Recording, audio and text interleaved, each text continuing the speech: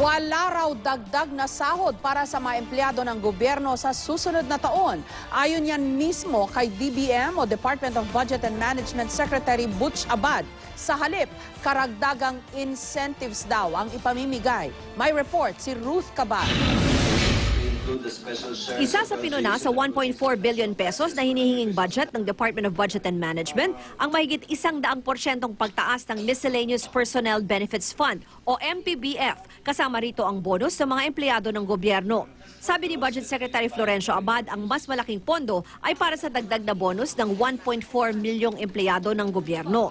Pero ang bad news, wala silang dagdag na sweldo para sa 2015. There's so many lump sum items, blind corners, so to speak. MPBF set. Offhand, why the big jump from 53 in 2014 to 118 in 2015? The executive decided that instead of a salary increase for next year, we grant 1 month PEI instead of the usual 5,000 pesos. So that will represent about an 8% increase on the average in pay. Paliwanag ni Abad, hindi raw kasi natapos ang pag-aaral kung magkano ang pwedeng ipatupad na dagdag sahod para sa mga taga-gobyerno sa ilalim ng Salary Standardization Law.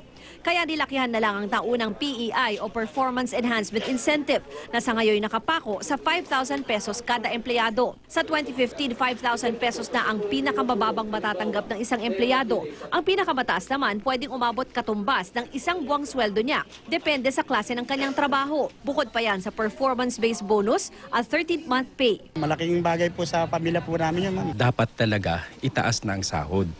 Kasi, di ba ramdaman naman natin yung pagtaas ng mga bilihin, pagtaas ng mga pamasahe, pagtaas ng kuryente. Pinagpaliwanag din ni Escudero si Abad sa errata o mga maling pinababago nito sa 2015 budget na sinumite raw ng DBM pagkatapos na itong aprubahan ng Kamara sa second reading.